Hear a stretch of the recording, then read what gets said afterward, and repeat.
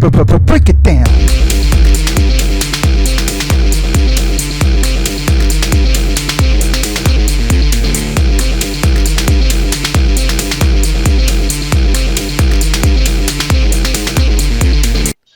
Ladies and gentlemen, this is the Value of Wrestling, and it is time for Break It Down. And we are back, ladies and gentlemen. You know who I am on the big time. I'm along with my original tag team partner from the weekly podcast right there, Mr. Paulus Clarke. And for the first time ever live in the living color, our tag team partner over there from Spotify has joined us here on Break It Down. Go ahead and introduce yourself. Yeah, it's Miguel Z. There we go. Yes, ladies and gentlemen, welcome to our brand new program here on the Value of Wrestling YouTube channel called Break It Down. This is going to be a new roundtable program where we're going to sit around, hopefully, with different contributors discussing different things. And we thought we'd introduce this show tonight because the biggest event in wrestling happened tonight, AEW All In. So that's what we're here to discuss. If I can talk, maybe we can get the words right, but we'll get it out there. We'll figure it out. Anyways, this is Break It Down. We're all here. We've got our buddy over there. If you don't know who he is, well, go ahead and jump on Spotify. You're going to find Miguel over there doing the Spotify podcast for Value of Wrestling, mostly talking about New Japan Pro Wrestling, correct? Yes. Yes. So he's our New Japan guy. If you want to know who the New Japan guy is, there he is. But he may expand and broaden his horizons in the future. But right now, he's definitely helping us and helping you learn everything about New Japan Pro Wrestling. Now to jump into the housekeeping, because we got to do it. I know some people are like, why do people do that? But, you know, we need you to go ahead and hit that subscribe button because that's what's important. If you don't subscribe, then we can't grow, and we need to grow. So go ahead and hit that subscribe button. While you're doing that, hit that bell. Make it go ding because you want to be notified when any new programs, videos, or anything else we put out here on the YouTube channel for the Value of Wrestling is out because you want to know. And So you're saying that our popularity should become erect? I got nothing. It should start to grow and get larger and bigger and, you know, get a harder core fan base, you know. You can do it. They got put your medicine back for into that. it. Yes, put your back into it while you hit that subscribe button, ring that bell for notification, hit that thumbs up because you know you like this video because you like us. Yes, you really do. And, yeah, so a lot of other videos. The weekly roundup should be posted shortly on here. We have another big time rant coming up. So before we start the show tonight, can we take like 30 seconds and just remember the two we lost this week as a roundtable, just to give condolences to Terry Funk and Bray Wyatt.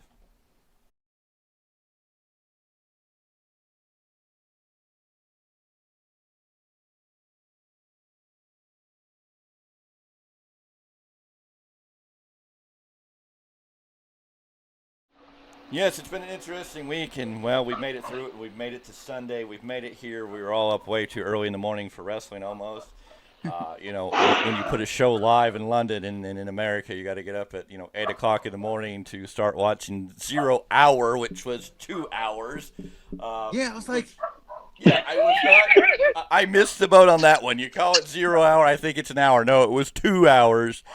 And, yeah, so you start at 8 a.m., then we ran through 10 a.m., and now it's like, 2 o'clock by the time this thing wrapped up. So it was a long event. I know a lot of people used to complain about WWE events being too long, and they started cutting it back, which is nice. But this being All In, this being the largest paid wrestling event in wrestling history, somewhere up just above 81,000 fans or paid fans in attendance there at the show. So, yeah, I can get having it be a, 5-6 hour show there. So, no complaints. Yeah. So, I guess we're going to jump right into it. We'll jump right into the 0 Hour. There is some news that it's breaking out of all this, but we'll get to that at the end. But right now, 0 Hour, 2 hours long, a great program. They actually did better than I expected. I thought it was going to be an hour and they were going to try to cram a bunch in it, but with 2 hours, they had a little more time. The first main thing we got was basically a continuation of the Powerhouse Hobbs Miro. They had an in-ring segment where Miro pretty much took out Powerhouse Hobbs, which, continues the feud and sets up, excitement for the match at All Out at at next Sunday in Chicago. Mm-hmm. So. Yeah. See, I missed that one. I didn't even catch that one. I was still trying to figure out how to get my audio to work. I was having some. We were working on the other stuff. I was watching YouTube, so that's kind of where I was watching the 0 Hour. So, but yeah, I didn't even know 0 Hour was 2 hours until Brad told me. I know. Well, I woke up and just kind of turned on YouTube, and there it was going. I'm like, oh, okay, because 8 a.m. on the West Coast. It's it's a Sunday. I'm not waking up at the crack of dawn. I did that for like 4 years in what we call the military. So, getting up at 5 o'clock in the morning. No. So, anywho, yeah, we caught that. Then we got the segment, which was a lot better than I thought the match. It looks like Saddam Singh was able to travel to London. There was news and reports that he wasn't going to be able to make it for whatever reason. But we got Tony Schiavone in the ring, and then he was interrupted by Jeff Jarrett, who was coming down with Karen Jarrett, Sanjay Dutt, Saddam Singh, and Jay Lethal. They all came down to the ring, and Jarrett, of course, chased off Schiavone.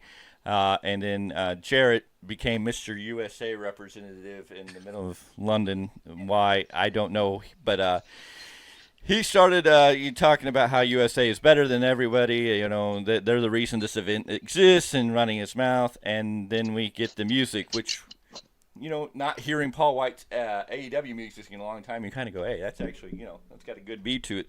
So we get Paul White and no Captain Insano, which I was kind of like, that's fine. I'd rather have Paul White. Paul White comes out with Anthony Ogogo, and, of course, we get the final appearance of we didn't know if Grado was going to be there or not, but, yes, Grado is there, and we had a back and forth. Of course, Paul White and Saddam Singh had a stare down, and Saddam Singh made Paul White look little. I mean, for the first time. If you've been a fan of wrestling for a long time, Big Show Paul White, excuse me, Saddam Singh kind of hovered over him. You could see the height difference there. Of course, that didn't stop Paul White from giving him a hammering him with his fist or a weapon of mass destruction. I don't know what he calls it this day. The WMD, it's had different names. He clearly knocked the heck out of Saddam Singh, and Saddam Singh fell like a redwood in the California forest. Of course, this goes back and forth. We get all that, and then the Grado eventually gives a guitar shot to Jarrett. Not just to Jarrett, but I mean, Jarrett took that thing plain on the head, straight up. No, nothing. I mean, Jarrett took I was hella shocked at that. With all the concussion talk, a straight shot to the head. Concussion issues seem to be more of a protocol in the WWE. AEW, I don't know if they have a concussion protocol. I mean, we've heard some things, but I don't know. They're a little more like, hey, go ahead, go for it. So, but figured after that, when Cody took the shot he took, they would be a little more stricter on those shots. Yeah. But so Jarrett took the headshot. We had the faces in this moment celebrate, and I guess it was a moment to fill up time. And then we got to the second hour, and of course we got to the big match, or one of the big matches in 0 Hour. We got to the Ring of Honor Tag Team Title match, and we had Aussie Open versus MJF and Adam Cole Bebe. And this was a fairly good match. I mean, Ozzy definitely jumped in from the start when Adam Cole and MJF were setting up for their, boom, Adam Cole Bebe moment. And so the match was good. It was back and forth. They got the Ozzy arrow on MJF for a 1-2, but MJF kicked out. And then MJF hit a kangaroo kick to both members of Ozzy Open.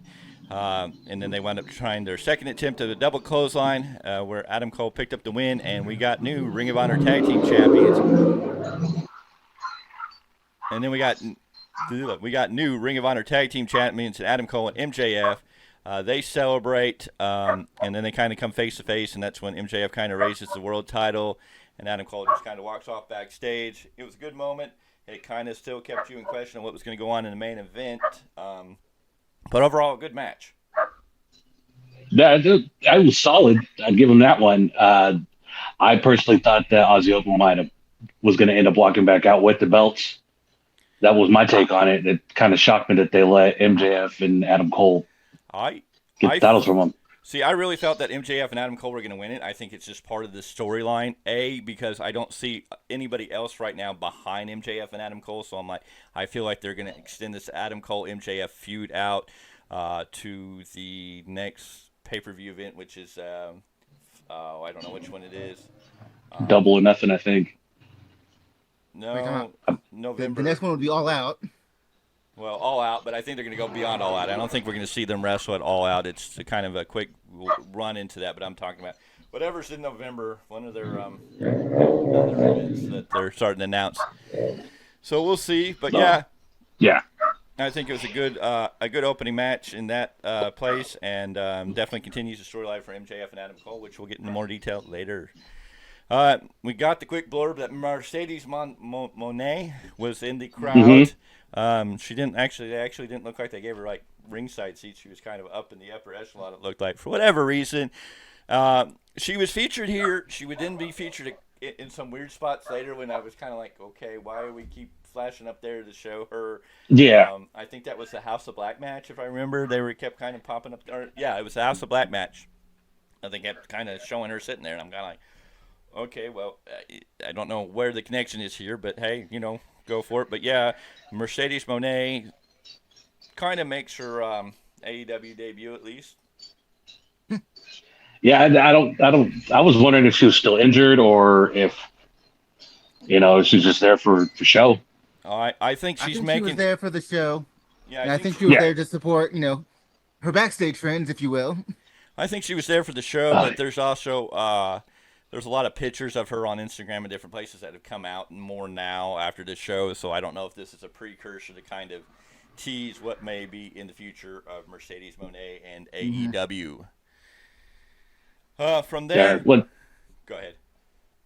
Yeah, they plus you'd have to consider the working relationship they have with New Japan right now. Yeah, that's why I'm not going to jump and say she's going to AEW. Maybe she's New Japan and they're going to have some type of crossover promotion, as they always do. I mean, they really wanted her for Forbidden Door, so they're probably looking to the future. Oh, they're definitely still wanting to work with her. They're definitely pushing for that. I think it would be good to see her on American TV again. Get the feel of who this Mercedes Moné character is for those of us that don't, maybe watch New Japan or haven't known where she went. So, like a lot of people still calling her Sasha Banks. So, but anyways, that's always something I always have to clear up when people ask questions. I'm like, this is actually her name now, and we just go from there. But we can definitely agree that the boss was in the building. Yes. Well, and then that led us to the match that was kind of last minute made on Collision last night. The Hook versus Jack Perry for the FTW Championship match. We had the cold-hearted Handsome Devil come out first. Then Jack Perry came out to his music that I just, puts me to sleep. It just doesn't fit him. They're selling him as a Hollywood elite, and they've got him playing to, I think it's a Beethoven. I really believe it is. And I'm just like... He did like a Batista entrance today, didn't he? Well, with the limousine. Well, yes. Just didn't make no sense to me. He came out in the limousine. They sold him as a Hollywood star, the son of a Hollywood elite, and I'm just like, that music doesn't fit the character you're selling me. It doesn't work for me. And I know Paulus has told us, maybe it's just to keep the heel heat going on him, which makes, I get it, but I'm just kind of like, I would think in a million years you could come up with something better. I once said maybe use the beginning part of the old Beverly Hills 90210 just to give that little reflection. There's that beat at the beginning. I'm not saying the whole song, but you could just play on that, and it would work for the character he seems to be portraying way more than this music. Or at least use the video, the opening videos where they show like the Hollywood Hills and everything. Oh yeah, in he doesn't direction. Have a video entrance. His screen's just black, so it's just like. I'm like, man, you could. I know he's tried to stay away from getting connected to his dad, but now that he's coming out as Jack Perry and that story's kind of been put out there, I'm like, why wouldn't you embrace that and kind of have like, you could have your background where it says Jack Perry, his Tron, do the whole like almost Beverly Hills entrance and just kind of take a taste and steal from that. I think you'd get a lot of fans to pop for it. I really do, and it would just fit him better. If he did that, and then obviously he has the open public relationship with the girl he's with at AEW. If she would be more of a valet to him, well, and I think it would be great because we just had Anna Jay leave pretty much the Jericho Appreciation Society. Mm-hmm. This definitely opens her and him to be involved because she is a aligned heel at least at this time. So they could definitely bleed. It would give him an extra heater because Jack Perry, he's kind of just he's there, but he's just still kind of lukewarm. But if they put her with him, I think that would give him that extra heater, and they could play that whole spinoff. I mean, they could just. I mean, there's such a storyline there that I think AEW, Tony Khan, and everybody else is just kind of missing. Just I think he's headed in the right direction, but they're just missing that last little bit of stuff that could really push him over the top. Yeah. So, anyways, yes, he came out in a limo, a 6-door limo. They made fun of it kind of on the announcing that it wasn't a full-length limo, it was a short limo, but that had 6 doors. Of course, Jack Perry gets out of the limo, and Hook runs up the ring. They meet each other at the alleyway. In the alleyway, this is an FTW rules match, so there's no rules, and they start brawling. Eventually, they work their way back to the limo. And so we got the basic hardboard catch. We got them on the limo. Jack Perry mocks RVD, or pulls off his best impression of RVD, hitting a Rolling Thunder off the top of the limo onto the hood, onto Hook. And then this wound up with Hook fisherman suplexing Jack Perry into the glass, which was kind of like, ooh. And, of course, then I guess it was at that moment something happened that came out later as being controversial. Jack Perry looked at it and goes, "It's real glass. Cry me a river," into the camera over that. After that, they both men got to the ringside. They battled back and forth. And then we got back in the ring. We had a trash can get involved. It looked like Jack Perry was going to go for a coast-to-coast, but then he backed out of that. The statement was made, which really threw me off here. Jack Perry it's now not a pillar, but the pillar of the futures that the company is going to be built on. I'm like, wait a minute, wasn't he being sold as the pillar of the company, like one of the 4 pillars, and now you're telling me he's the pillar of the future? I was like, that was kind of weird coming from the commentary table, because I'm like, okay. They had several back and forth 1, 2, 3s, and then Hook hit the red rum, or Hook locked in the red rum, which forced Jack Perry to eventually tap out, and now Hook again is the FTW champion. So far, we have 2 title changes tonight. The Ring of Honor titles have changed hands, and then the FTW title went back to Hook, probably where it should be. I hope, and I assume this is kind of the end of that feud. We may have a blow-off on TV, but otherwise, I don't think there's much more in this feud for either guy to do. I think Jack Perry definitely needs to start heading into where we're going to go with him for his future's sake. Yeah. One of the things that I happen to love, though, out of that match was the fake coast to coast, the fake out. Yeah. I enjoy seeing Hook in the ring. Honestly, it's just he definitely does things that remind you of his dad. Oh yeah, Hook does a lot, and he's great, and he's a great character. I don't know where they're going to take him, because it never feels like they really give him. They let Hook be Hook and showcase his talent, but it doesn't really seem like they have any real direction for him other than this brief little feud with Jack Perry. And I'm like I said, I kind of think Jack Perry needs to move on, because I think Jack Perry could definitely be back in the main event picture with this character if they get the right things behind him. Yeah, just push him or just lead him in that right direction. So that covers I think with Hook, though, one of the reasons why they give him a little bit but not too much is to kind of keep that air of mystery, the same way his dad had when he got into that big fight feel. Yeah, no, and I think he's still fairly young, still fairly on the ring side, so I think they're still letting him develop without overexposing him, because Hook matches are kind of like, I'm not saying he's Goldberg, but I'm kind of like they present his matches kind of like Goldberg, where they're not very long matches. They kind of get to the point, and I think they're just kind of keeping whatever, focusing on the strengths and not letting a lot of his weaknesses shine through just now as he's still progressing forward. So, of course, that's what they did with Goldberg and WCW. They focused on his strengths and kept the match short because he was still green. So I feel that's part of it too. So, but that kind of wraps up the pre-show. Do we have any other comments, statements? Anything else that we missed with the pre-show? I know it's kind of weird to watch the Goof Troop. I mean, Jarrett, Sanjay, etc. But I kind of had to say, Karen Jarrett looked good for once. Just saying, coming out, if she would have had a minor promo talk about Jeff Jarrett, as Big Daddy, I would have been entertained by it. Well, I guess I should be happy she wasn't being chased away by somebody with a chainsaw dressed up as Leatherface, right? That's fair. We had to go there. Anywho. So are we ready for All In? Are we ready to break it down?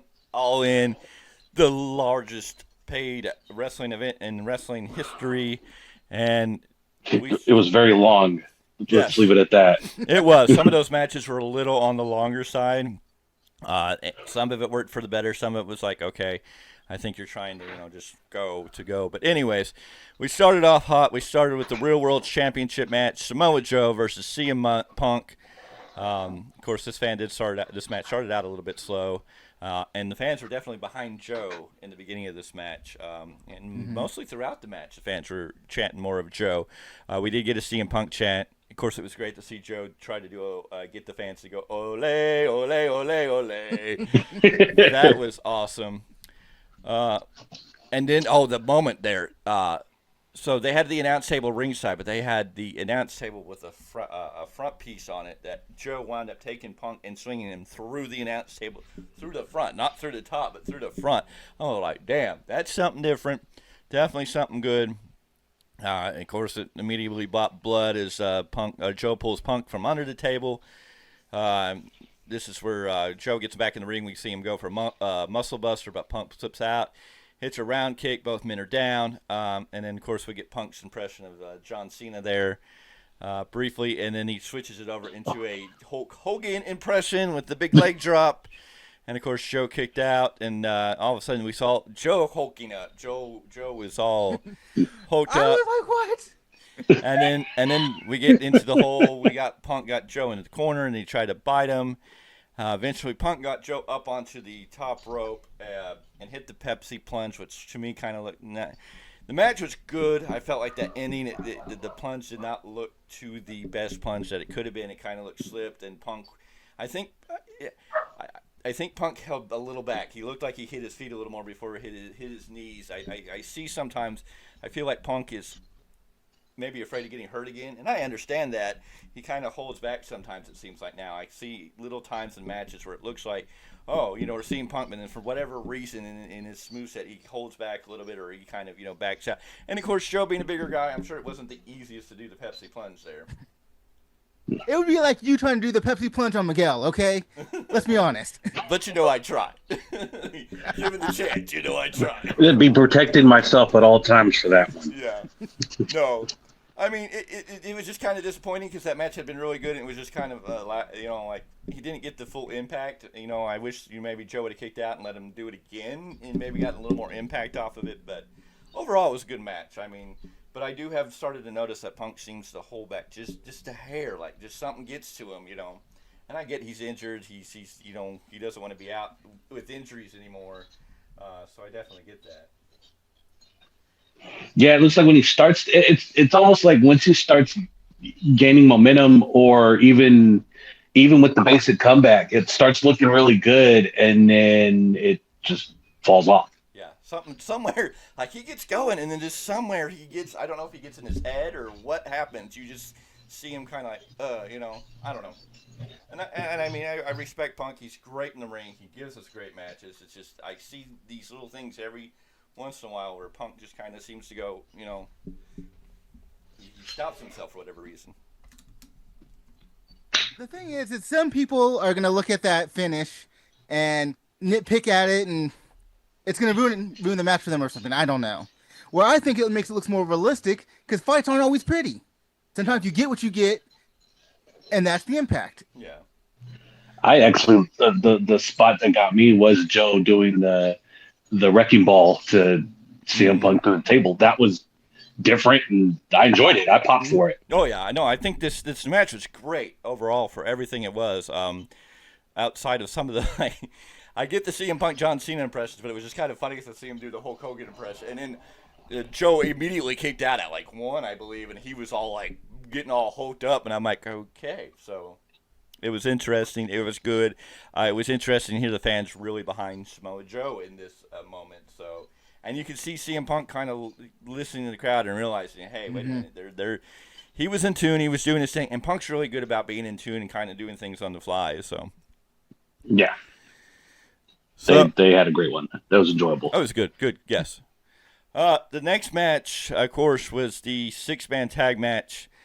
And that would have been the Kenny Omega, the Hangman Adam Page, Dakota Ibushi versus Jay White, Juice Robinson, and Takeshita. And this kind of was a all-out, just kind of it turned into just kind of all-out brawl.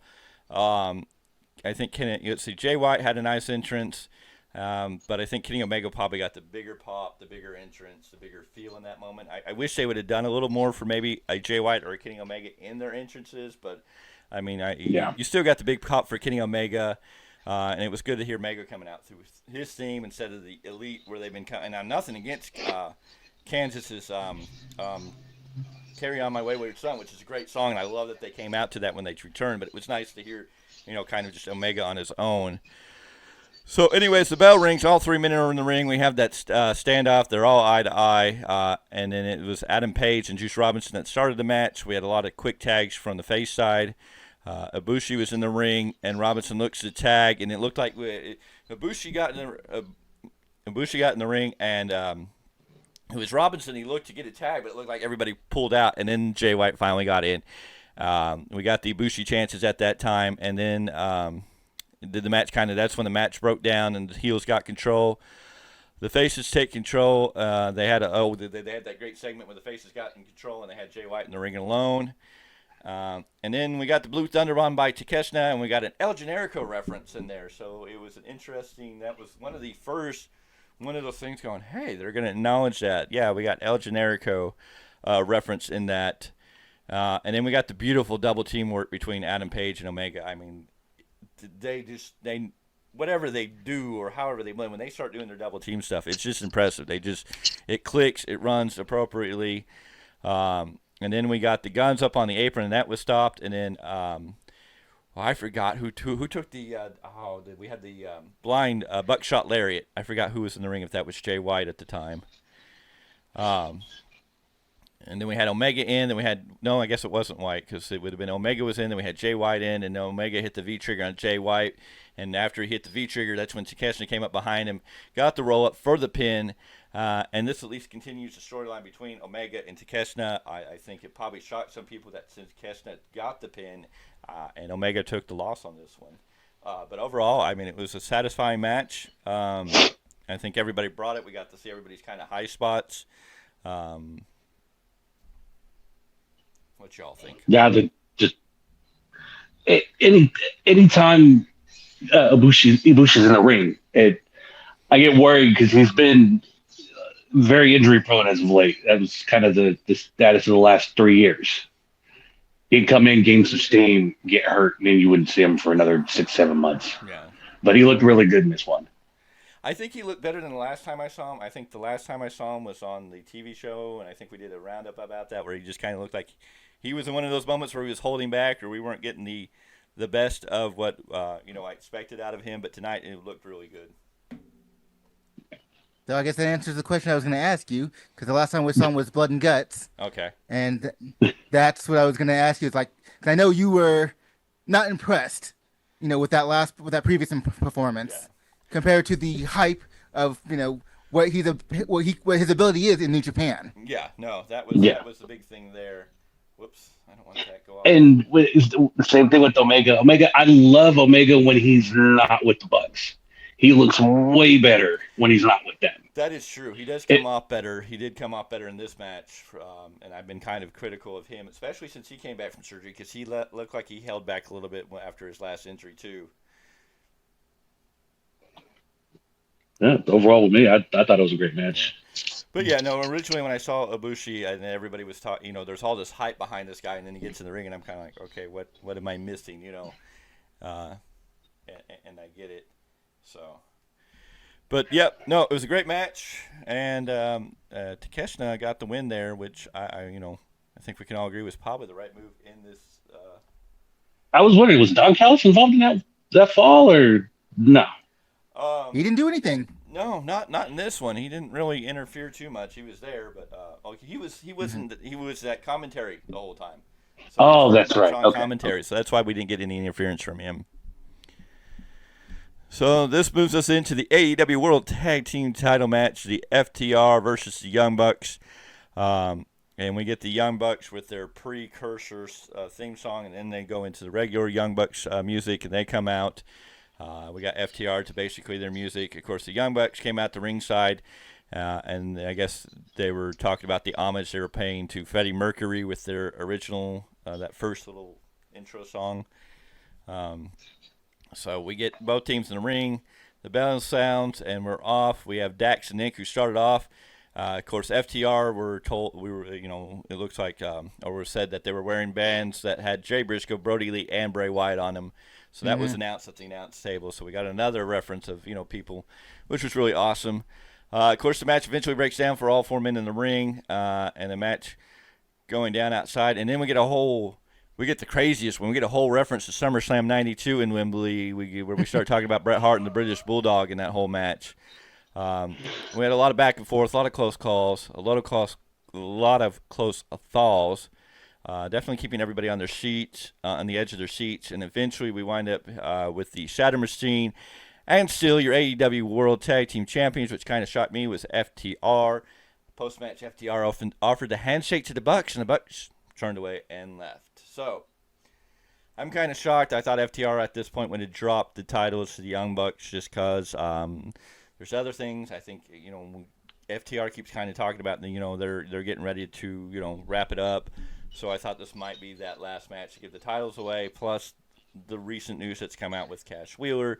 I thought maybe this would be a reason to take the titles off them until we figure out what's going on with that stuff. But Tony Khan and the powers to be at AEW just thought it differently, and so we still have the FTR as world champions.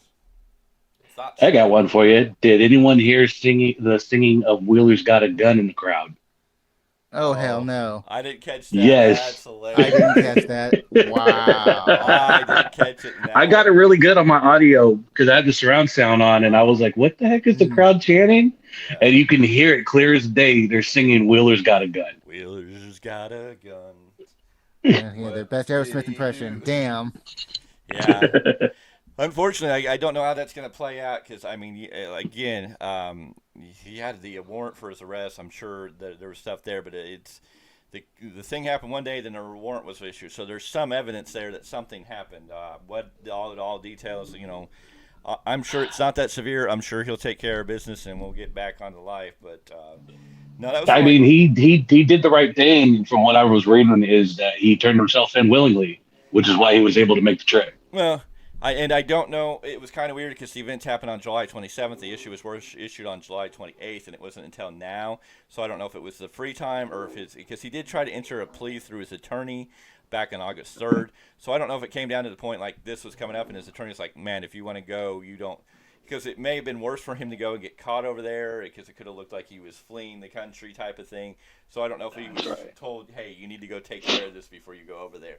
Otherwise, honestly, from what I read, I don't think it is the horrible thing. I think, we all have moments when most of us all have incidents where we're on the road and we get irritated with other drivers, and stuff can happen. We can make dumb decisions, and I think, that's just what it boils down to. But part away from that, it was a really good match. It was a little on the longer side for this match. It did kind of drag it on.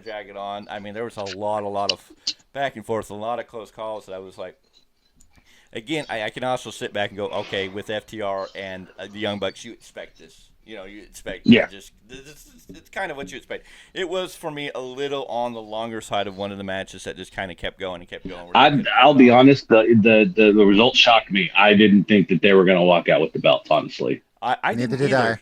I just thought with everything going on and the way that even if you take out the things with Cash Wheeler, just the way FTR has been putting everything out, that they're ready to kind of, especially more on Dak's side, that they're kind of ready to wrap the end of their career. I just figured this would be where they drop the tag team titles and start, winding down or going whatever direction they're supposed to go. But I guess this, we got to wait to see. And now I guess FTR gets to proclaim they are the best tag team of the modern era, or the best tag team in the world at this time. We'll take it. But also consider this. It's Dax Harwood. He's always working. What do we really know? Nothing. Absolutely nothing. So We were so full of the thought that the Young Bucks would come away with the tag titles, and they're like, nope. no, yep. So good match, really good match, and of course that draws us into a match that I wasn't really hyped for, but actually turned out really freaking good. I mean, it really took a whole different turn than I thought it was going to be. It told a lot of stories, and blew my mind. And actually getting somebody over that I don't know what you're going to do with. But anyways, so we got the Stadium Stampede match. We got Jon Moxley, Claudio Castagnoli, Wheeler Yuta, Ortiz, and Mike Santana. Because they had to repeat Mike Santana 1,000 times during this match. Yeah. I don't get what the Mike Santana, why they added the Mike in there. I mean, Santana's fine to me. But anyways, so we got them against Eddie Kingston, Al Pinta, Zero, Orange Cassidy, and, of course, the Best Friends. So we open this, we get Wild Thing hits, and we got the BBC, the Blackpool Combat Club, along with Mike Santana and Ortiz coming through the crowd. And then for the first time this week, Orange Cassidy was not in the opening match. So I think that was highly important to point out that he was not in the opening match. I was wondering that. So we got Orange Cassidy along with Best Friends. They came down. Then we got Penta and Eddie Kingston. They came down.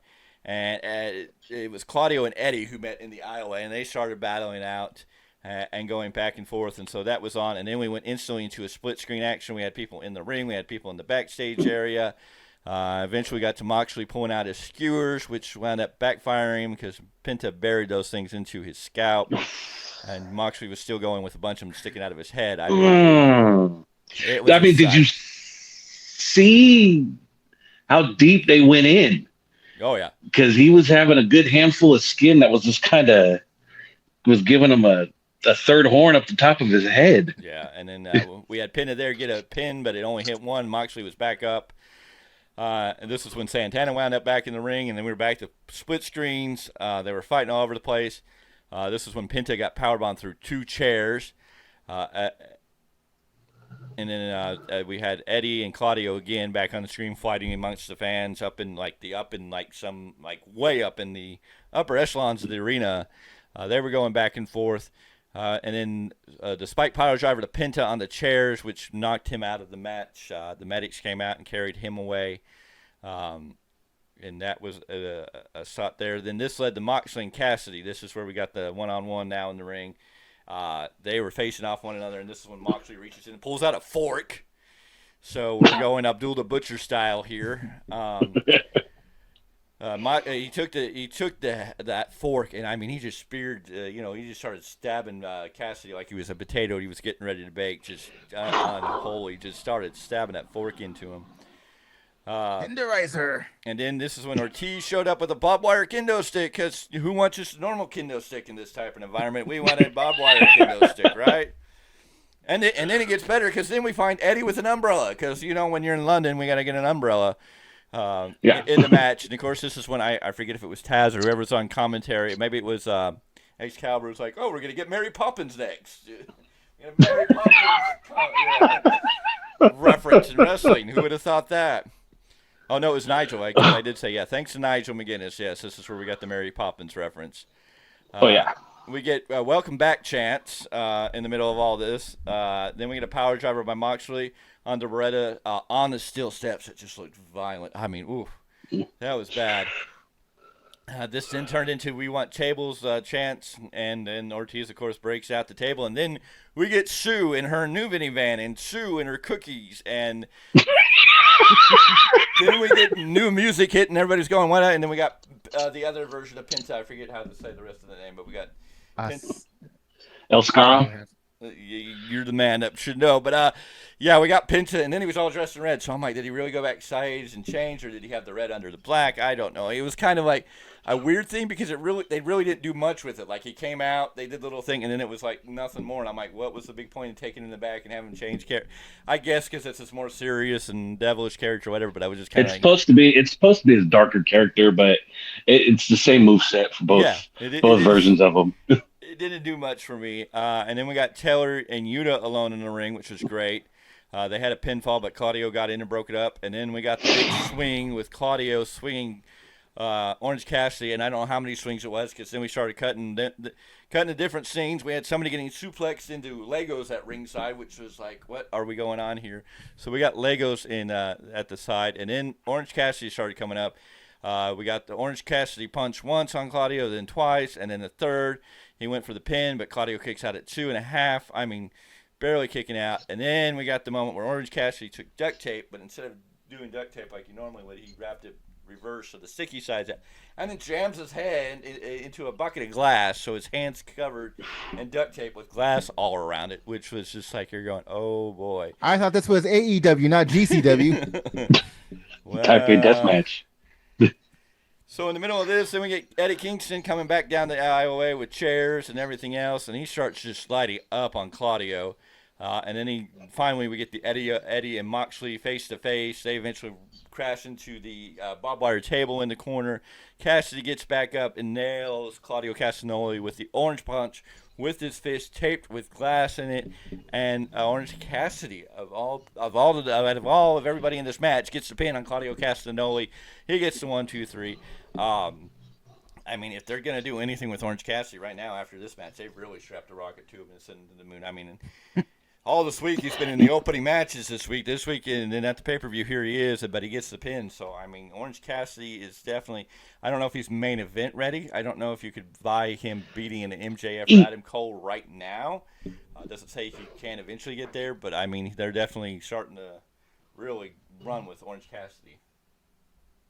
Yeah, he's definitely the boss man's guy. It's starting to look. Did anyone catch that European uppercut? Oh yeah, where Claudio had him. Oh my goodness! It was vicious. Like a rag doll. I thought that was the finish right there, but I was wrong. No, they definitely kept it going. It wasn't a match I was excited about when they initially booked it. It was kind of and then they brought in the pieces to fill it in. And of course, this last week, Tony Khan did the right thing by trying to put as many video, and it was a lot of video packages. I know we got kind of just hammered with video packages, but he did everything right, at least this past week, to kind of get everything, its fill, its hype, try to get, something behind all these matches other than just having matches. But I was not really excited. I didn't think this match would live up to the expectations, but I think it was a really good match. I sat there and watched this match with my wife, and she said too, she was like, honestly, I feel like there's a lot going on. You can't really pay attention. Yeah. Because the split screens, you don't know really to look. Mm-hmm. And then she asked about Penta's brother, and I was like, they told a good story on how he wasn't able to make the trip. Yeah. They did the injury angle to make it, other than the fact that we already knew why he couldn't travel. Yeah.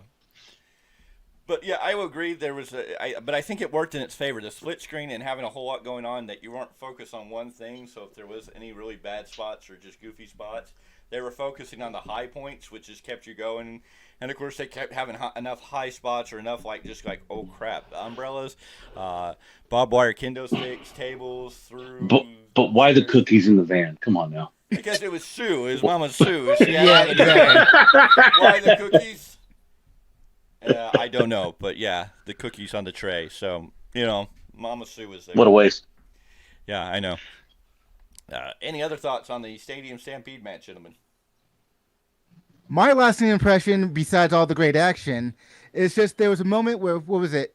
If it was through a table or through the board, I'm not sure, where Moxley and Eddie Kingston, they gone through whatever it was. Kingston's got the middle finger. Moxley's got kind of a fist up. It's just like, are they still boys? Are they still? Well, and the great part, I guess. As Orange Cassidy and Best Friends are leaving ringside, the announcers in the back, we still got guys stuck in barbed wire in the middle of the ring. So Moxley and Kingston were still stuck over there, like we hadn't seen the move, and they're showing Orange Cassidy and Best Friends walk away, and you're like, oh, okay, well we know who's stuck in barbed wire for sure.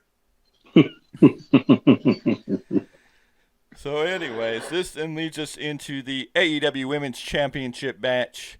We have the AEW Women's Champion Hikaru Shida, Britt Baker, Saray, and Toni Storm. So, of course, Saray's out first, and as soon as she came out and they played Queens, we will rock you. And she came out with her the whole... Queen of England on her jacket. Yeah. And she came out with her whole family. That was the instant I knew, okay, this match, Saray's winning. I mean, it was just...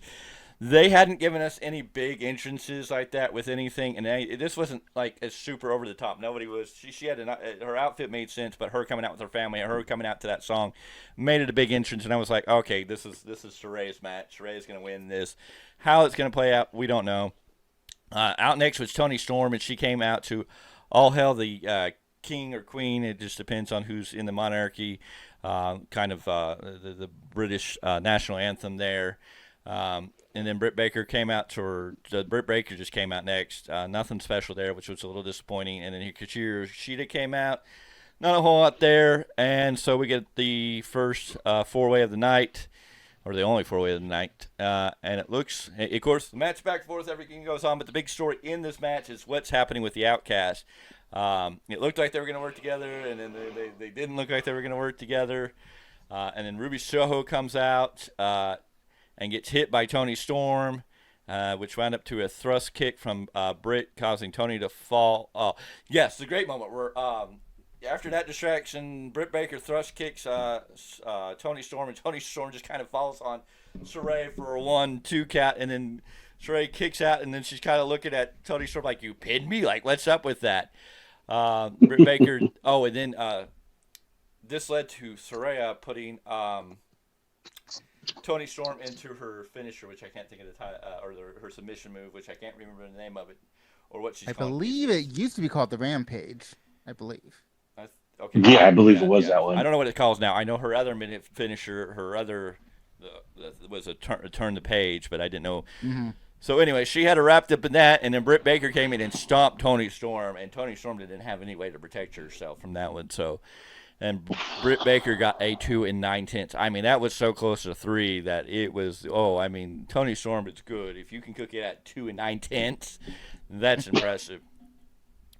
Britt Baker. Yeah, she took that one hard. Mm-hmm. Definitely took that one hard. And then Britt Baker got Shida all tied up, and this is when Saray hit Toni Storm with nightcap, got the pin, and we have a new women's champion in Saray. And it looks like the Outcast may no longer be the Outcast. So I actually asked that on. I real quick. I actually thought I was asking that on Twitter. I was like, "Is this the end of the Outcast? I mean, what's the skinny from here?" No, it definitely. And also, looks... will we kind of? Go ahead. We'll get this down eventually. Someday. So one of the things what we kind of bypassed though was the fact that Toni Storm hit Saraya's mom. Oh, okay. Oh, that's right. I must have missed that part. I mean, that's why Saraya really stopped working with her. Yeah. And got pissy and everything. Didn't her mom nail it back pretty good, didn't she? She tried. So, oh, okay. There we go. Got held back. I don't know. I think it creates a good storyline. The only thing I kind of was lost on is why they ever gave Shida the title for 25 days. I know you said, well, at least they gave her the belt with a live crowd. I get that, but it was kind of like, I don't know why they gave her the belt to put her in this match for her to not even be in the outcome. I think it would have still been better if Toni Storm would have been the women's champion and then Saray pin her. Just because the storyline they were telling is the fallout of the Outcast. What'll happen next, we have to wait and see. They mentioned it a million times, or I would believe it was Excalibur that mentioned it a million times, was the fact that Shida didn't have the belt with a live crowd. Yeah. Mm-hmm. Well, that's what he had said and kind of informed me, and I heard that, and that's kind of what I got. But I was kind of like, it was just, they could have done that. To give it to her later and have her crowd and at least give her a title run that was more than 25 days, it just kind of felt like, it wasn't necessary. But hey, it's done. It's over with. Now we have Saray with the title. I guess Toni Storm will be chasing her. We'll see what Ruby Soho is going to do because she's kind of tied up next week with Chris Statlander for the TBS Women's or the TBS Championship. I don't even know if it's the TBS Women's Championship. It's just a TBS Champion. I think it's a TBS title. Yeah. Mm-hmm. Yeah. So, any other comments about the women's match? Not so much on the women's match, but more about, you question, having the title for 25 days on Shida. I'm like, I'm sure Drew McIntyre would love the WWE title for 25 days. In front of a live crowd, like I told you off air. Yeah, well, we'll see. Maybe Drew McIntyre seems to be heading in a direction where I think if he goes heel, he could be over as a heel, maybe get the title back in that roundabout way. But right now, where he is, it's not. Not before Cody. No, well, but there's the other title. He could be the world champion. I mean, that he could go That's into a true. segment with that. Yes, Cody's going to be the next WWE champion because that's the WWE belt. That's the belt with all the lineage. That's the story. I don't care what anybody says. Of course, I'm interested. I don't know where I didn't know Cody's taking on Grayson Waller at Payback. That's being advertised now. I don't know. That's new to me. I didn't even know that. It just came up on something I was saying that they're showing him in a Payback, him against Grayson Waller, which I'm like, I don't know where that's coming from because right now, like I said on the weekly roundup that'll be up soon, it looks like they're headed for a Judgment Day versus Cody and the tag team champions Sami Zayn and Kevin Owens going into what it looks like Survivor Series War Games. They're building for War Games, I think. Where that other person came, we don't know. But we don't want to get too WWE debated here because we're trying to break down. No, not right now. AEW. So this led us into another match that was kind of basically your hardcore match. Just the difference was it was a coffin match, so you got to put your opponent in the coffin and shut that. And for once, we're getting a coffin match, a casket match, and there's no Undertaker involved. So, anyways, we got Swerve Strickland coming out. He had his buddies rapping before it, and then he came out. So he came out with Prince Nana, and then we got Christian Cage, the self-proclaimed TNT champion, coming out with Luchasaurus, and then we got the highlight of the night. If anything, did good. We got a video package of Darby Allin and Sting. Sting doing his best Jack the Ripper impression, or some people might say his Finn Balor impression of pulling off the Jack the Ripper thing, which was quite interesting. And then Joker Sting with his British accent. This was just a hilarious moment to have in here. It just gives so much more depth that I think we've never really seen Sting do some of this stuff sometimes and just go, you know what, Sting can actually do it. And then the world stood still because we got Seek and Destroy by Metallica, not a fake, not a recreated wannabe version. We got actual Seek and Destroy by Metallica playing as Sting and Darby Allin came down to the ring, and yeah. That was a highlight of the night for a lot of us. I know that was just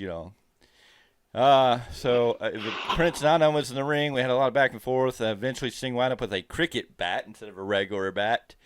Then eventually, for some stupid reason, with that black tape, I think it's electrical tape. It wasn't even like duct tape. Christian Cage taped Darby Allin's hands behind his back, but I'm like, that looked like electric tape, not duct tape. And I was like, he looked like he was having a hard time trying to figure out how to tie his hands behind his back. Well, and electric There's a lot of struggle in there. Electric tape's not that strong. I'm just kind of like, okay. It kind of looked bad. I got what they were trying to do, but again, that didn't last. Grabbed the wrong tape. Yeah, that didn't last too long. Sting eventually set him free by untaping his hands. We eventually wound up with Christian Cage in the coffin. Sting eventually. Christian Cage was in the coffin. Darby Allin and him were trying to close it, and then Luchasaurus came out of nowhere, and then Nick Wayne pulled off the Y movement. I forget who else always. There was somebody that you said one time. Why would they do that? But Nick Wayne comes out and hits Luchasaurus in the back with a skateboard, which turned really bad for him because then he got choke slammed onto that skateboard. And then and he bounced off it. Oh yeah, and then he eventually carried Luchasaurus eventually carried him away, and then we had Swerve was on top of the coffin. We went for a coffin drop, but Swerve rolls out of the way, and Darby Allin crashes back first onto that closed coffin. That just looked horrible. Then we wound up with his back is not broken. I don't know. I know. I never really cringe or wince during certain matches, but every time he goes for that coffin drop and misses, I wince because I'm wondering if he's going to break his back. Yeah. Then we wound up with Sting in a Scorpion Deathlock on Christian. Of course, there's no tap outs. This is got to put your opponent in the coffin and shut the door. Let's see, Sting with Swerve nails Sting with a chair at that point, and then Sting it's Sting fires up. We get Sting firing up. He just looks at him like really? You hit me with the chair? This eventually led to so then we had the Christian with the bat after the chair. Then he had the bat, and then we had the double stomp on Sting by Swerve. And then he wound up in we got the coffin in the ring. They got Sting in the coffin. Swerve's lurking around with the bat like he's going to do something, but then decides to toss the bat in the coffin with Sting, which Sting then uses to stop the coffin from being closed. So he blocks that.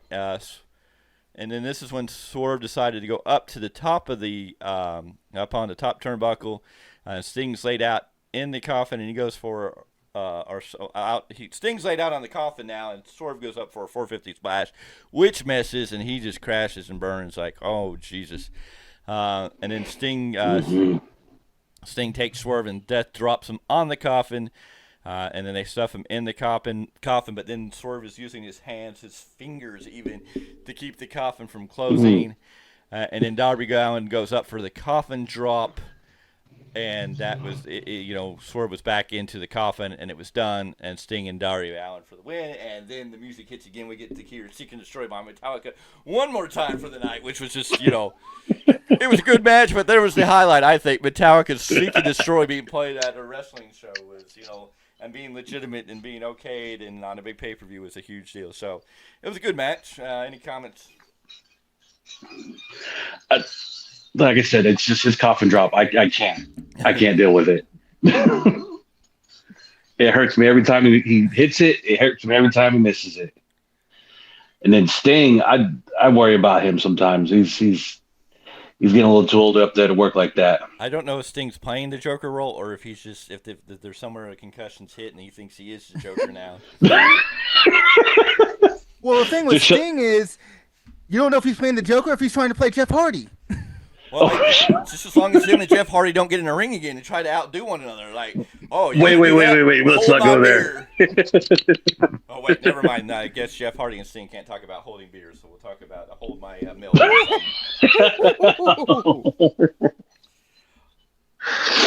Anywho. And on that note, so yeah, this led into one of the matches that I wasn't really excited about, but maybe just became the match of the night. I mean, this match really impressed me. We got coming out first, of course, we had just Chris Jericho. They had Fozzy there on a stage. Chris Jericho, for one of the first times I think ever that was actually serious and not just some type of joke, actually sang his theme song to the ring while Fozzy played. He was flanked by Sammy Guevara. And, of course, then we got an incredible opening for Will Ospreay. While Ospreay's music was just, his whole entrance was impressive. Wait. Is it right here? This is it? This is what I wore today? I'm happy about that one. So Ospreay comes down. Don Callis, of course, there. I think this is probably one of the better entrances of the night. And the bell rings and we're underway. We had a great back and forth. Jericho eventually hits Ospreay with a low blow and then into a Judas effects, but Ospreay quickly clicks out. Ospreay is the home country man. Ospreay is getting cheered incredibly. He's just over. Ospreay eventually hits the Stormbreaker, but Jericho kicks out, and then eventually winds up a hidden blade, then the Stormbreaker, and of course, the end of the match. Will Ospreay is your winner, and Ospreay and Jericho gave us a damn good match, much more highly expected than I think most people had expectations. So maybe not having high expectations for this match helped it, but I mean it was a damn good match. Let's take all jokes aside. Jericho has given us great matches when he needs to. Yes, he's done it with Omega. He's done it with now Ospreay. Who am I missing that he's wrestled from Japan recently? I think those are the only two that I know off the top of my head. Well, in a previous promo, we talked about Okada also. That's right. So I'm going to give him his dues. On the other side, the man can't sing. No, sadly, not in that environment. He did not come off as So auto tunes was not working, and the audio was not the best for that moment. I was hoping my audio would mess up during that because I was like, oh my goodness, people are right. This man can't sing. I was like, all right, can you just let the crowd sing it? Just let them do it because they do a better job. Yeah. At least he grew his hair out along again and it's not trying to still look like John Bon Jovi because, for a while he had short hair and Bon Jovi and you're just like, are you sure you two aren't twin brothers? Hey, just saying. But anyways, after the match, we had an interaction between Jericho and Sammy Guevara. Sammy tried to help Jericho to his feet, but Jericho shoved him away and then basically walks away, leaving Sammy kind of alone on the edge of the ring trying to figure out what the heck's going on. So I don't know where we're headed, what we're going to see from Jericho next. Jericho's been on a losing streak, so, who knows what's going to come from that. maybe a break at this point. He probably needs to, just to get refreshed for a reset. He needs to go away from our mindset for a little bit so he can come back and feel big and important. Yeah, That's a good possibility. So, any other? That's go ahead. It'd be the more how can we miss you if you don't go away kind of thing. Fair. Any other comments about the Ospreay Jericho match? Great match. I enjoyed it. There's nothing more that can really be said except for how great it was. Yeah. I'm questioning going forward, though, what they eventually do with Jericho and Guevara. Because Guevara is still showing his loyalty with the Inner Circle cut. Yeah. It'll be interesting to see what they're going to do there. Like I said, I was expecting one of them to turn on each other just to kind of give us a hint of where they're going. And since that still hasn't officially happened. Yeah, they slightly felt like they were going to cheese that, but I don't know. Maybe it'll be Jericho and Guevara here. Maybe that's what they're going to be able to. But I still think even with the loss of Jericho could step away from the ring right now, you could have other things with Guevara still. Like Jericho could walk away and you could have Guevara doing kind of like the Acclaim trying to get Billy Gunn to come back. You know, you could have Guevara trying to, get Jericho to come back, have his friends go, why do you keep wanting me to be with Jericho?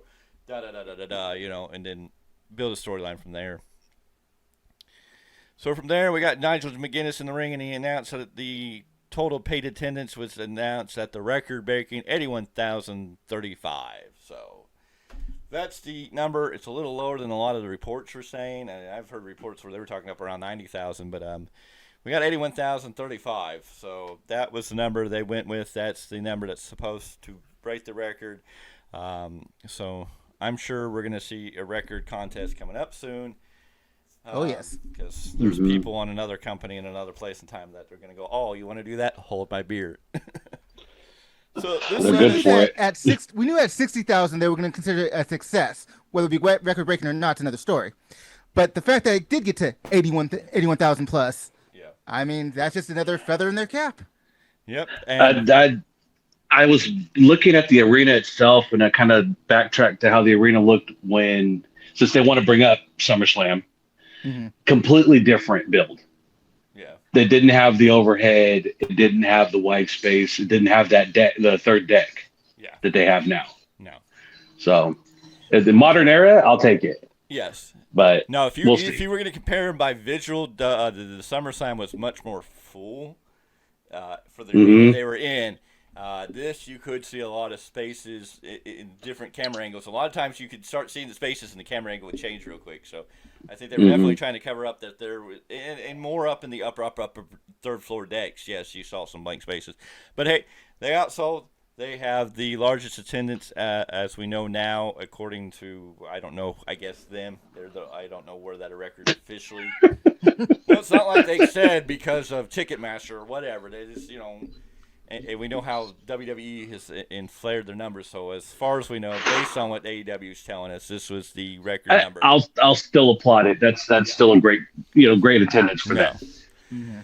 Anyways, this led us into the AEW World Trios Tag Team match. First out was the House of Black. They came out dressed like the House of Black. Great garb, great entrance. Of course, they had the lantern. And then, of course, it was announced because the Fireflies came out. So they did acknowledge the Fireflies on the show, which was a nice touch. Another Bray Wyatt moment. They mentioned Bray Wyatt there. The Acclaim came out. They had their great little rap. Badass Billy Gunn showed up. Somebody please tell me the difference between Daddy Ass and Badass. He said he was coming. Excalibur tried to explain it. He said he was coming. He was bringing a Badass to London. I just saw Billy Gunn. He didn't look any different than Daddy Ass or anything, except maybe, I guess, he didn't goof around until the end of the match. But his shirt said "badass." That was about it. That was His trunks did too. Yeah. Oh, did they? Yeah. I guess I'm not used to looking in that part of him. He saying. He doesn't shove it in your face. At least he didn't have the lip prints. Yeah. Well, it could be worse. He could invite Chuck down, and then, we could be in a whole different scenario. Speaking of past gimmicks. Yeah. Anyways, and then this match, for whatever reason, I don't know why, it became because the stipulation went to the Acclaimed and Billy Gunn, so they decided this was going to be a no-holds-bar match because a card full loaded, we need more hardcore matches and more street fight matches. That was the only thing that was kind of like, okay, we need another one. Like, we've had a couple of different variations. Why are we adding another one? But hey, it worked. It quickly broke down. The Famoursers. Oh, we got a bunch of Famoursers from the original man who did the Famoursers. So that was great to see. Julia Hart tried to stop the count, and then she got, that was interesting, that whole segment of Julia Hart. Scissor me timbers. Yeah. Or did anyone? I think I put it on Twitter. I can't remember exactly what Taz said, but it had me chuckling the rest of the match. Yeah. He said some off the wall comment about the way she got hit. Yeah. I couldn't help but laugh. First of all, he said something about getting hit in the yam bags. I'm like, yeah, maybe he knows something we don't know. Hey, can't say these days. You never know. Especially out here on the West Coast, you just never know. You got to kind of reach down and make sure there's nothing there first before you go much further. If you don't know how to tell about the Adam's apple either, but hey, but if that's your thing, I got nothing. Do you? Congratulations. Anywho, Julia Hart broke up an count at one point, and then Billy Gunn got hit with the end, and then he pops up, and then we get the badass firing up. Then they hit Billy slipped out of Dante's Inferno. We had a mic drop on Brody Lee at one. He kicks out, and then we got the Brody Lee, and then we got the Brody Lee with the mic drop and the whole combination. All three men jump on the top. You keep saying Brody Lee, it's Brody King. Brody King. Yeah. Duh. My bad. Brody King was down, and all three men climbed on. Well, they didn't really all climb on top, but they all helped pin Brody King for the 1, 2, 3.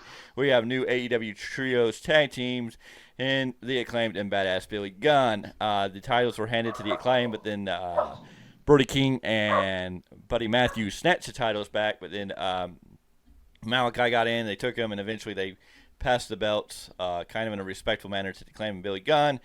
And then, of course, the Acclaimed talk up their thing, and they're like, well, now it's time for our scissoring party, and we get scissoring from Daddy Ass again. So, scissor me, Daddy. Good match. Lots of that was a lot of scissors. Let's be honest here. Yeah. It was a good match. It was good for what it was. We got new trios tag team champions. What's going to happen with the House of Black next? I don't know, but we will see. Any other thoughts on the House of Black on this match? It was kind of funny seeing the biggest scissoring party of the summer. I got nothing. Great match. So, seeing a bunch of scissoring made you excited.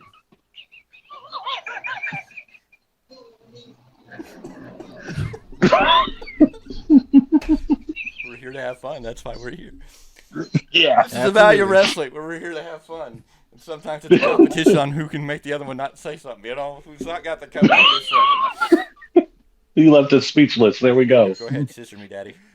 Right there. There we go. We got into the biggest scissoring party of the summer. We were a part of it. Yeah. All right. And now we're on to the main event of the night. We had MJF versus Adam Cole for the AEW World Championship match. Adam Cole came out first, with his newly won Ring of Honor title. It was kind of disappointing. I thought they would have given MJF a bigger entrance. But it was just the basic Adam Cole entrance. We got probably one of the loudest booms we've heard for Adam Cole in a long time. Maybe somewhere in some place a seismic graph went off because that boom was pretty dang loud. Then MJF came out, and MJF got one of his great entrances. He came out decked out in his devil costume, being carried out. Came out, took off all his garb, walked down to the ring the rest of the way, and so we got both men in the ring face to face. They quickly slid out of the ring, grabbed T-shirts, and both put on their "I'm better than you, baby" T-shirts. So we had that great thing there. And then we went into a great chain wrestling, basic chain wrestling. We had leapfrogs and then headlocks and then takeovers. Both men back to their feet, and this is where MJF reaches out and offers Adam Cole a handshake. Adam Cole kind of quickly shakes his hand, and then we move on. We go into another couple of chains. MJF is up to his feet and pulls off his Ric Flair strut impression, which he ended with a Rick Rude impression. And so... Go ahead. So we got that there, their impressions, and then we get MJF going, sportsmanship. So he starts trying to get the chant of sportsmanship going there. which is interesting. And then we got another handshake by both men. But this time, MJF slaps the snot out of him, Adam Cole. Adam Cole goes back in the corner. MJF's kind of like, ah. He celebrated like MJF does. It was quite funny. And then he realized kind of what he did. He went over to Adam Cole like, hey, my bad. I didn't mean, it happens, He helps Adam Cole to his feet, and by the time Adam Cole gets to his feet, they still have hands or shaking hands, and Adam Cole slaps MJF. So we had a great little moment there. Then we had a back and forth. Eventually, Cole pulls the ref in the way, and MJF's like, "What are you doing?" MJF going off on Adam Cole about why are you pulling the ref in the way. This starts getting Adam Cole some boos. Eventually, Adam Cole pulls and slams MJF down by his hair. MJF gets up and then gets himself a handful of hair, driving Adam Cole to the mat. Adam Cole then slides out of the ring at this point. We get MJF going for his first dive, supposedly. So he backs up off the ropes. It looks like he's going to dive, and he backs out and doesn't want to do it, says no. By the time he turns around, he gets a sweet chin, or he gets a super kick to the face. And this is when Cole jumps on MJF and starts smacking and goes, I'm better than you. And just kind of go on a rant, and Cole's really showing off the heel. This is when he rips off the shirt off of MJF. He's getting a lot more boos. Cole goes to the corner to set up for a super kick or sweet chin music, whatever you want to call it, because he was doing the whole foot stomp. He comes out charging with the super kick, and MJF blocks it. And then we wind up back in the corner. This is where MJF tries to take a bite out of Cole. And then we get Cole outside the ring, and this is where MJF finally goes ahead and does the dive to the outside, landing on his feet. And this is a great moment because MJF's shocked that he actually landed. He jumps off and comes down on his feet. He's like, oh, I did it. I'm okay. And then we get him back in the ring for a pin, but then it turns in, we get this is where we get the 2 count, and then we start getting into the sunset flips back and forth, 1 2 1 2 1 2, and then it started getting down to 1 1 1 1. A lot of that. And then we got a beautiful, painful move when MJF powerbombed Adam Cole, not just like powerbombed, but powerbombed him on his stretched out knee. And Adam Cole's head bounced off the mat at the same time. It was a vicious looking one. It was a vicious looking one. Okay. Somebody's camera went out for a minute. Make sure you edit that out. Okay. MJF, of course, shocked. We get back in. Oh, yeah. So we're at the back and forth. We get a lot. It was 1 2 1 2 1 2, and then it went 1 1 1. They were going back and forth in the sunset flip pins. And then we got back to the power bomb by MJF right onto that knee. I mean, he power bombed Adam Cole to his outstretched knee. Adam Cole's head hit the mat first, hit that back on the knee. It was just, did it look nasty. Then we got MJF setting up for what looked like he was going to hit the Panama Sunrise, but MJF was off the buckle and got kicked into the face with a super kick. This wound up where we got another vicious move when Adam Cole hits that brain buster on the steel steps for MJF. I mean, just dropped him.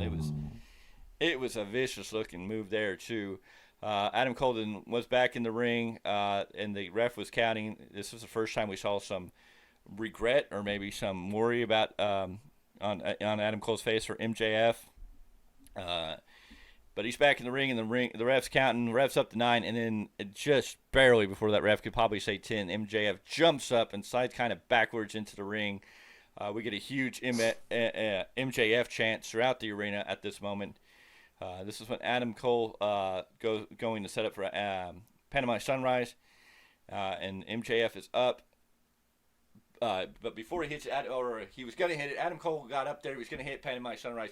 And this is when MJF stood up for a brief moment, but then he instantly collapsed and rolled right back outside the ring. And then so MJF's, I've lost everything there. Anyways, MJF's on the outside of the ring. Adam Cole's coming out to greet him. This is when MJF pulls his feet and knocks him down on the apron there. MJF starts showing signs of himself as he clears off the announce table. MJF gets Adam Cole and sets him up for a tombstone on the announce table, but MJF has Adam Cole set up for a tombstone on the announce table, but then MJF starts having a breakdown and can't get himself motivated. He's telling himself, you got to do it. But MJF eventually can't pull off the tombstone onto the announce table. He drops Adam Cole, and then Adam Cole versus it and turns it around, and then he decides that he tombstones MJF into this announce table, which the announce team tells us has a steel plate underneath it because that's why it didn't break. So that was definitely not a fun tombstone. And of course, Adam Cole's back in charge, and now Cole has MJF. Okay, he nails it on the desk. And this is when the fans start chanting, "Asshole!" We get the asshole chants for Adam Cole after he tombstones MJF on the announce table. Eventually, finally, Cole drags MJF back in the ring. We get a 1, 2, and MJF kicks out. Now both men get up on their knees and are just exchanging punches. They're just punching, hitting each other, slapping each other back and forth. We eventually get back up. Canadian Destroyer by Adam Cole, but MJF bounces up on his feet and nails a kick. It was just a beautiful way. He hit that Canadian Destroyer. MJF bounces up off the ring and hits a kick. So we have both men down. And then we hear double clothesline. And so they double clothesline each other. And okay. Lost camera. Back. Okay. We get a double clothesline. Both men just charge each other, double clothesline one another. And so now both men are down with their arms draped over the other one. And the ref, for whatever reason, counts. 1, 2, 3. And we get a bell. And the ref is declaring the match over. It is a draw because they pinned each other. And so here we are in a moment that could have really made people and the crowd was booing in that moment. I was kind of confused myself because I didn't know what we were supposed to be getting out of this match with that. So both men, we had a draw. It looked like the match was over. And then Adam Cole got on the mic and said 5 more minutes. He goes 5 more minutes. MJF gets the mic and says no. And you think, well, okay, this is going to be ending interestingly. And he goes, of course, MJF then finishes up, says 5 minutes isn't enough. We're going to fight until there's a winner. And so MJF gets up, and then Cole tries to roll him up for a pin. And then we're back and forth with the pins. 1, 2, 1, 2, one upping one another for a while. Eventually, the ref gets knocked out, and MJF goes outside with a chair. And then this is when it gets interesting, because now they got the chair. They got a chair, and they keep tossing it back and forth to one another while the refs try to come back up. Adam Cole eventually acts like he gets hit by the chair while MJF has it, and MJF puts the chair around his neck and then lays down. While the ref comes to, the ref sees the chair around MJF's neck and starts, reprimanding Cole. And then eventually what happens is MJF sees the opportunity, he tries to schoolboy Cole, but it doesn't work. And then we had another beautiful move that looked painful. Cole hit that. MJF tried to hit a move on the apron, but Adam Cole able to turn around and hit the straightjacket German on the apron. Cole then hits a Panama Sunrise from the apron to the outside on the floor, and MJF is out. I mean, MJF is just out. Cole tries to lift the dead weight of MJF, eventually gets him back in the ring. We get 1, 2, no, MJF kicks out. We get Cole going for another Panama Sunrise, but MJF pulls the ref in the way, and Cole hits the ref with a Panama Sunrise. And I mean, literally, he took the ref took the whole move. This wasn't just like a bump. The ref took a Panama Sunrise from this. At this time, MJF's in the corner. He reaches in his trunk and pulls out the diamond ring. Cole is trying to check on the ref. MJF pulls out the diamond ring, and he starts struggling with himself. Is he going to do it? Is he not going to do it? This has been the scenario all night. Is MJF really going to hurt Adam Cole? We don't know. They go back and forth, or he goes back and forth with himself before he puts the ring back in his trunks. And then this is where Roderick Strong eventually comes down to the ring. Adam Cole is distracted, and Roderick Strong appears in the ring and kicks MJF between the legs, going for a low blow, knocking him flat out. And so Roderick Strong's over in the corner telling Adam Cole, do this. And Adam Cole's like, what did you do? What did you do? Adam Cole then hits a Panama Sunrise, followed up. He takes down the knee pad and hits the boom. And has him pinned. There's no count because the ref's still out. By the time the ref comes to, we get the 2 count, but MJF kicks out. This is when Roderick Strong throws in the world title and convinces Cole to use the world title. Cole's up with the title, but he finally decides he can't follow through and yells at Roderick Strong to leave. Roderick Strong leaves the ringside arena. Adam Cole's telling him to go away. And so we get Roderick Strong out there, and he leaves. And at this moment, it's when MJF takes the opportunity and cradles up Adam Cole and gets a 1, 2, 3. After this, we get Adam Cole in complete shock. MJF is still your world champion. With the post-match, we get MJF sitting there and he sees the title and he sees, darn it. Come back to me, Paul. Come back to me. There we go. So we get MJF in the corner, of course, and he's over there and he's happy. But Adam Cole's over in his corner and he's upset. He's devastated. MJF sees this, so he crawls over to his buddy and goes, "Look, it's okay. It's okay. I got lucky. I got lucky," which is weird to hear from MJF. He's trying to say it could have been either of us. It could have been either of us. Eventually, MJF slides out, gets the Ring of Honor tag titles, presents Cole with one of the belts. Cole just instantly tosses out of the ring. This is when MJF breaks down and goes, "Oh, so we're not friends. It's all about this title. You just want this title. This is what it's all about." He walks over, gets the world title, and throws it at Cole and goes, "Here, you want it? Here, have it." And then eventually walks away, turns his back to Cole and go ahead, just do it. And so they have a fallout. And of course now Roderick Strong's back out there trying to convince Cole to hit him with the title belt. But eventually Cole drops the title. The crowd starts chanting, "Hug it out, hug it out." And we get that big hug between MJF and Adam Cole at the end of the show. And so we know this story must continue. It was a great match. It was a really good match. They did really well. Thoughts, opinions, comments on MJF, Adam Cole? I got one. Is MJF going babyface, or is he playing? Is he still playing everybody? I think he's playing everybody. He's the devil. He tells you, "I'm the devil. I'm the scumbag." You know, I'm your scumbag. Yeah, and they use the theory. Yeah, you know, that's right. The CM Punk said the devil's greatest trick was making you believe he's not there. I think the devil's greatest trick is making you think he's your best friend.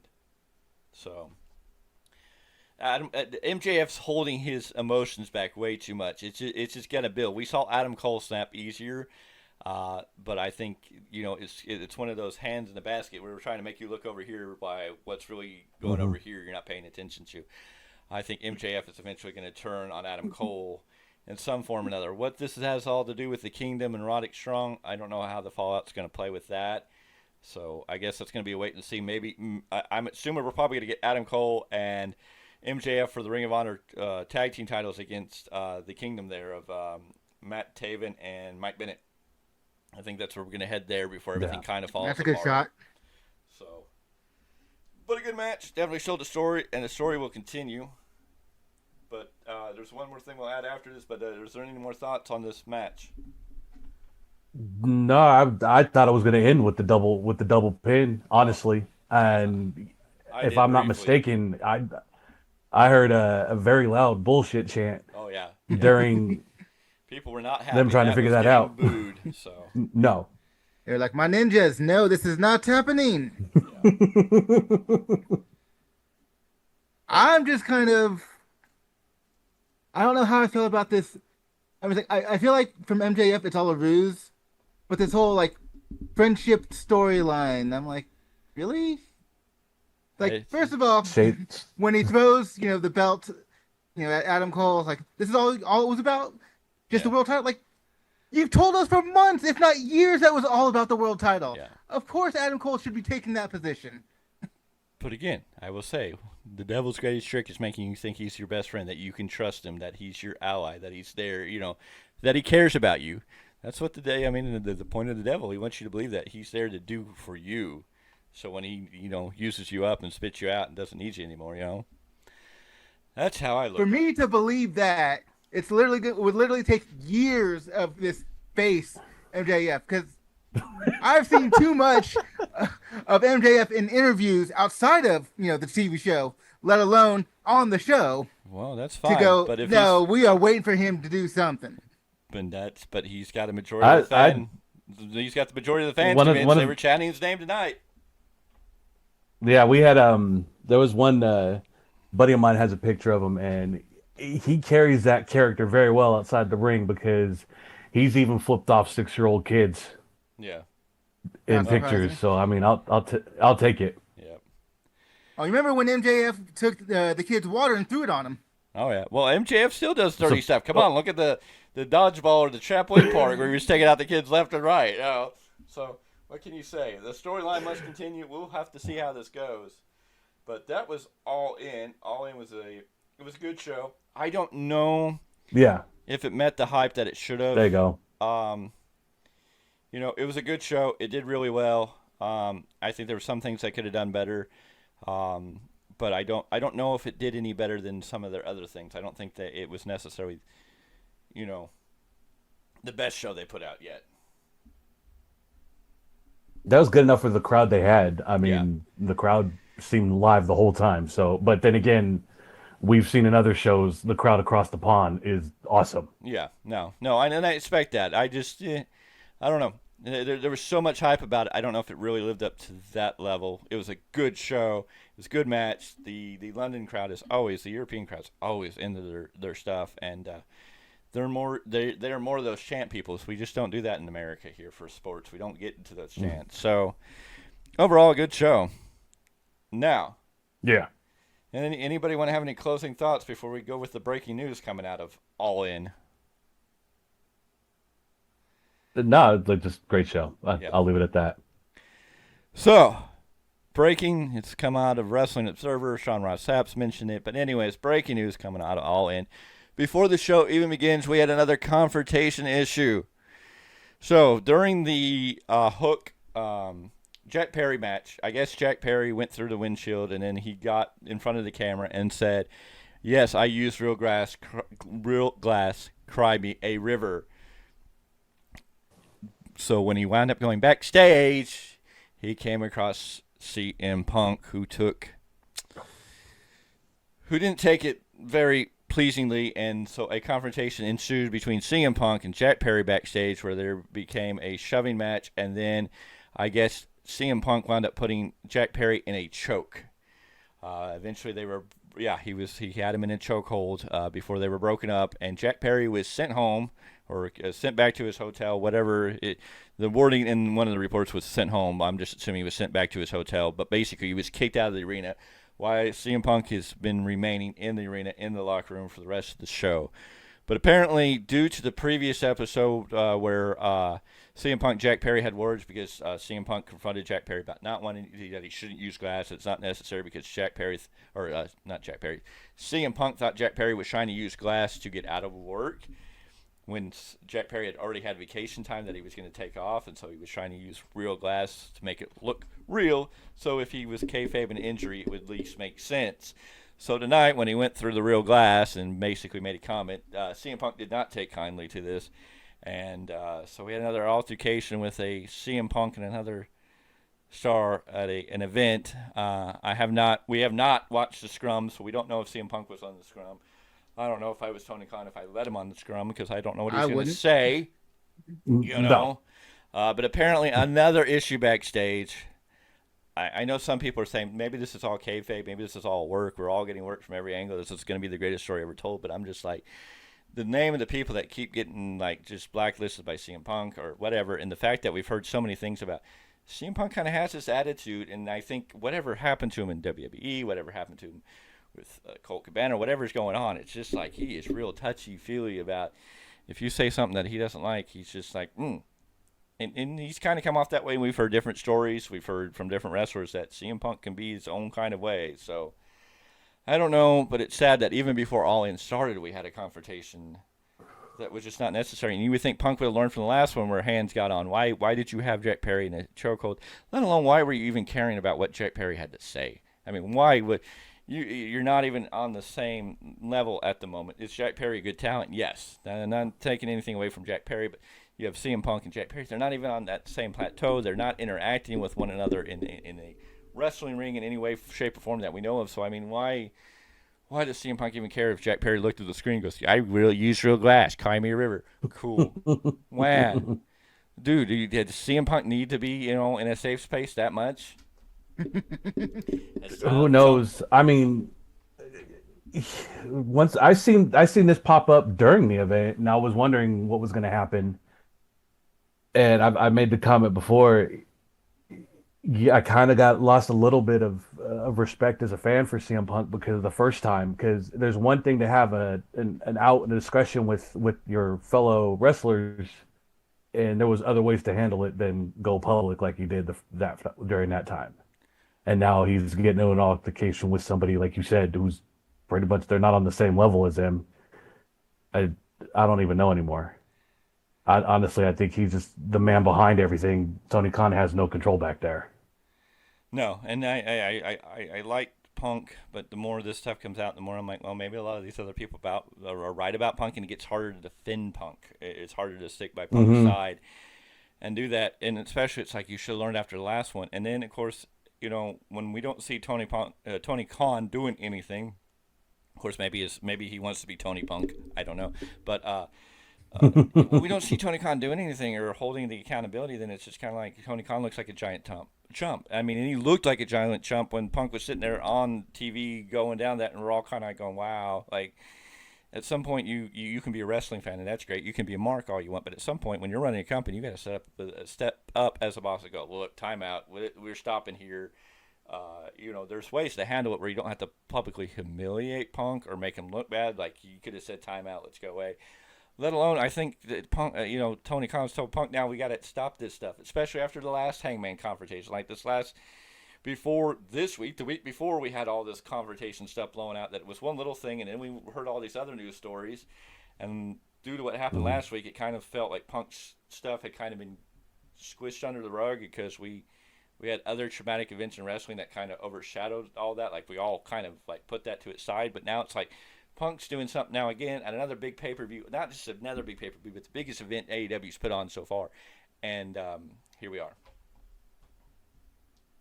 I don't. I like you said. You just said you hit the nail right on the head. With more of this going on, you can't defend him anymore. Yeah, it's getting harder to do, and I try my best to defend him, and like you said, he does it again, and it's like, okay, well, maybe maybe he either is too sensitive or he just doesn't care, or he thinks he can get away with it.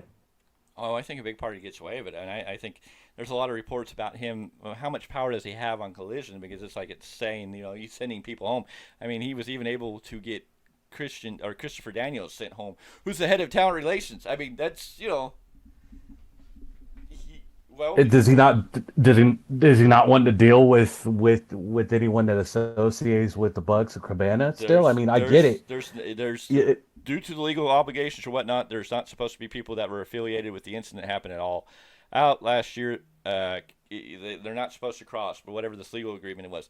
But Christopher Daniels, he was involved. But the other thing is, Ace Steel is still a part of the company. He just can't be at the shows for however this works out. He's still a part of the company. He's doing it remotely, basically.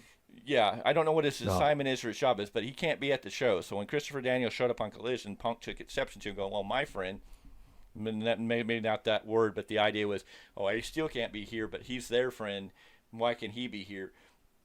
And so they told Christopher Daniels to leave. I never said they asked him, but they told him to leave. But we're going, wait a minute, he's the head of talent relations. He's more than just a wrestler that's there, And it's like, and then you have issues with talent on Collision. Who are they supposed to go to? The head of talent relations, right? That's supposed to be the buffer between them and Tony Khan. So it's kind of like, I feel like Punk's running Collision, and if he doesn't like you, he doesn't want you there, because it's just Ryan Nemeth, Matt Hardy, Christopher Daniels, Adam Page. The name list is just growing. And then this is the second altercation with Jack Perry in less than a month, I guess. All over using real glass. Like, why? I can see Punk being like, hey, maybe not use real glass, blah, blah, blah, because you want to save your, from hurting yourself. You use breakaway glass. It's easier. You can stay around longer, whatever, blah, blah, blah, blah, blah. And then Jack Perry goes, hey, I don't want to do that, then, why can't Punk just go, oh, that's cool? That's what you want to do. Yeah, just walk away from it. I get being a veteran wrestler in that position and trying to give the younger guys, hey, like, back in my day, we used real light tubes and everything. We thought it was cool, but, you probably shouldn't do that because it really does a lot of the blah, blah, blah. There's things. Is this an IWA Mid-South? Yeah, so I'm saying, I can understand maybe he had a reason behind it, but when the other guy's like, no, I want to do it my way, it's like, well, I'm sorry, Punk, you're not the Undertaker, so I don't think you hold the prestigiousness that everybody's going to be like, yes, sir, There's a difference there. Mm-hmm. And I feel like there's also this thing that it's like there's this power struggle between the Elite and CM Punk. Like, and I don't know where Tony Khan falls in the middle of it all. It's just, Tony Khan, I want to love him. I want to respect him. But this stuff happens. I'm just like, what are you doing, Tony? Like, I get there's some legal stuff. You can't talk about everything. But at some point, you got to step up and be like, okay, this is, no matter what CM Punk is bringing in money wise, when does he become, a asset that's not, worth it? You mean a liability? Yeah, exactly. I mean, Mm-hmm. how much more of a liability can a man be to your company before you're like, it's not even worth it? I know, like, the reason you got the extra show was CM Punk, and it's CM Punk's show. We all know that the only reason Collision really exists is for a place for CM Punk. And that kind of can leave a bad taste in your mouth, because then you just see, you look at it, you go, okay, you want to believe it's all for the better purposes, but then you look at it and go, well, it's just about CM Punk and CM Punk's control, and then, this real world title. It's like, what's, I don't know. I'm not. That when they Talk started pop. doing that, they started doing the Real World's title. I was like, oh my goodness, they're bringing up games from the '90s, Yeah. and I was like, that there's no point for that. No, it doesn't. Not in this company. Hasn't been around long enough. And I'm like, luckily right now it doesn't seem to take any way. Luckily they have a world champion that can carry that world champion as well as MJF, because it could really hurt the image of somebody with CM Punk going, I'm the real world champion over here. But again, CM Punk can damage himself with this other crap, because then you're just kind of like, yeah, you can be the real world champion. Nobody really cares because we don't really, Obviously, right now, I think everybody's real world champion would be MJF. We're just playing with Yeah. Punk because, okay, Punk, you're the real champion. Cool, yeah, sure. But anyway, I was gonna say I went to that the show that I went to, the New Japan show with my son. Uh, no one knew CM Punk was there until people started blurring it out, and then you look like you have a 2 mile long line of taking pictures with him. yeah, We still don't understand why he was even there, and this was like right after the first blow up. yeah. Well, same reason. Why did he show up at Raw before Raw started? Yeah, he's attention seeking. Of course, that was interesting. Yeah, I'll take that. And it was only because of Vince that he got kicked out of Raw. Triple H knew he was there, and it was like, cool, but I got to ask the big man. That's what it comes down to. So, but I think at that point, I think he was trying to play everybody. He was trying to get the attention on him. He was trying to get the sympathy, and he was trying to go around and get everybody talking about him, because he didn't know at that time. I don't think he knew what was going to happen, if he was going to be back in AEW. So I think he was definitely trying to put feelers out and get the fans' reaction to kind of force that hand. So I wish we knew more of what was all the legal agreements that kind of pushed this all forth, because I think there's more in there that we don't know about that's kind of set these things in motion. All I do know is that CM Punk and the Elite, as far as Kenny Omega and the Young Bucks, are not really supposed to have any interaction. They're not supposed to even talk about each other. So, and that's Yeah, they to, I guess that either the Dynamite a week or two ago, that all of them were there. They had both groups completely on opposite ends of the buildings, yeah. because Punk was there to do interviews and whatnot, and the Elite were on the other side of the building. And they said once the Elite got done with their bit, they just grabbed their stuff and went home afterwards. They didn't want to be in the same building. And the other crap is, like, right after they re-signed the Elite, Hangman, Adam Page, Kenny Omega, and the Young Bucks, is when Punk did his first little, like, that after that, he's dealing with Joe, and he's doing a shoot promo on Hangman Page. And so that was kind of like, well, okay, you can't talk about the Elite because you have a legal binding contract, but you're going to go after the best friend. Like, that doesn't, like, stick out. It's just like, this isn't good. Like, No. it just I don't know. He does these things, and I just go, why? I go after the. I mean, even before this pay-per-view started, you're already starting conflict, and I go, you're taken away from the biggest show, because it was just on everything. It was coming across all the major boards. Once I saw something on Facebook, and I started seeing Punk News, there it is, Wrestling Observer, Sean Ross Sapp, everybody's talking about it, and I'm like, you're taken away from this biggest show. Now, the show lived up to a good hype. It was good, but luckily, I don't think he'll do the damage unless he does something on the scrum, but let's wait to see. Hopefully, Tony Khan just keeps him under wrap or doesn't even let him on it. So, but anyways, Yeah, hopefully Tony Khan has the cojones to say, no, not today. Tony's got to do something at some point. But anywho, we need to wrap this up. Life goes on. We all got different places, different things, and other things going on. Yes, sir. This has been the oh shoot, scratch that. All right, don't laugh at me. All right, 5, 4, 3. This has been Break It Down right here on the Value of Wrestling YouTube channel on the Big Time, along with the one, the only, my tag partner from the weekly roundup. Paulus Clarke. Oh, yeah. And then, of course, the third member of this wonderful team, our Spotify guy, Mr. Podcast himself, Mr. New Japan Miguel Wrestling. Z. There you go. So we appreciate you joining us again. Go ahead and hit that subscribe button, hit that bell for notifications. You know, like, comments, you do all that great stuff because it's going to help us. And, you know, we want your feedback. We are breaking it down here for you. We've gone over All In. We've gone over a little bit of news of some of the things that happened at All In.